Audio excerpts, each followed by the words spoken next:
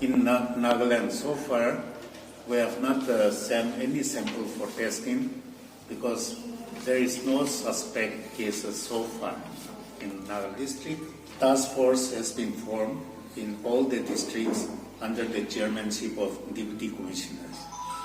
Then district surveillance units and rapid response teams are on maximum alert. We have right now identified about 52 isolation beds. In case if we detect any suspect case or any confirmed cases. So for that we are prepared personal protection equipment available, which has been sent to all the districts. And again on 11th of this month, we are going to have training for the health personnel for in case any eventuality arise. So during that time, we'll be giving more equipments to them. So far, altogether, 245 persons with travel history to China and affected countries are on surveillance as of 8 March 2020. At the moment, 5 people are under home quarantine. We have operationalized 24/7 helpline. If the situation arises that we need to ban it, definitely we will do it. But if the government of India withdraw all the visas from the suspected countries, then I think we don't need to do anything. And we are also taking care of those who are coming to the state. We are tracking them. We are having a regular contact with them. Till today, I think only 5 of them are in Kohima, isn't it?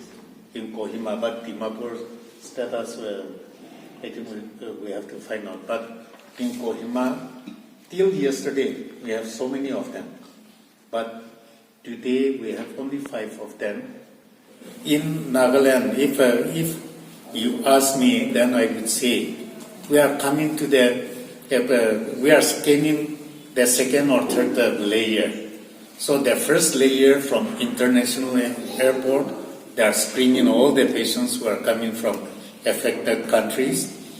Then after that, if they are found to be without any symptoms and not suspect for infection, then they are allowed to go to their destination.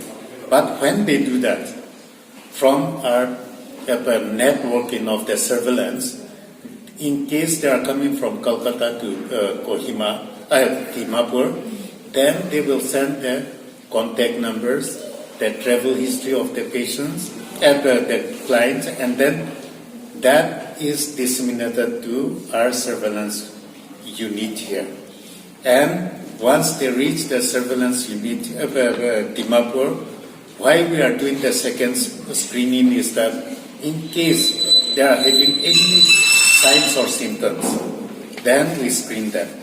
And if they don't have any problem, then we allow them to go, but we keep in touch with them. So every day, 2 times they are being contacted and try to find out their status.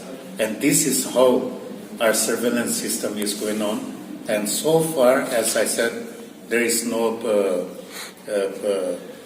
issue of the suspected cases so far in the state. So this is in short about what is happening. It's not curable. It's self-limiting.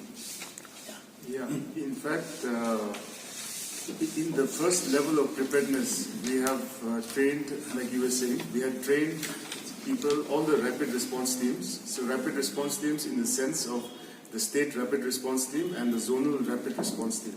So that all these people have been trained. So they are to respond rapidly to any situation that might arise.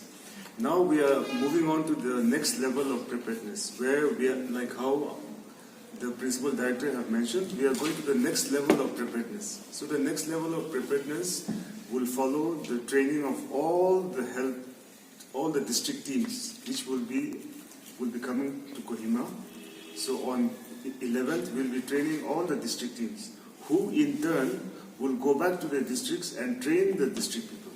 So this training will be in a cascading manner, which has already been planned and it will be done. So as a first preparatory level, we have trained all the rapid response teams, especially for Dimapur, Kohima and the state.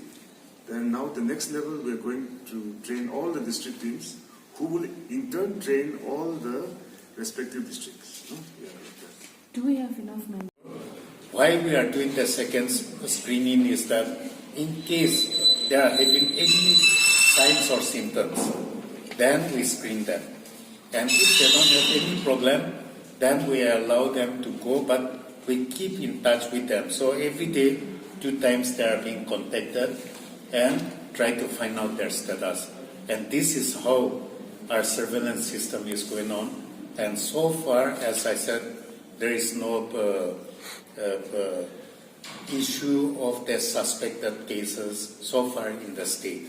So this is in short about what is happening in that. The important thing is, I've already mentioned, the personal hygiene. And if we can send clear message to everybody that hand washing is very important, and then while coughing, these are the things to be done that in order to avoid spread, then spitting around or blowing your nose everywhere or throwing these things, tissue papers here and there, those things need to be avoided. And once we are able to come into that stage, I think we should not be so worried about it. Flu will happen, it will continue, but then we can still contain even seasonal flus also. So I think this message, that's why I'm challenging them. Come on, let's bring out and then let's take it to everywhere and give awareness of personal hygiene. And once we are able to do that, I think not only this coronavirus, which we are talking about, but many other diseases, we can avoid it. And I think this is an opportunity where we have to move forward and try to educate people how to maintain personal hygiene. So we are thinking in that line to go to the church, to particularly leaders of the churches, so that I think we can create a better awareness.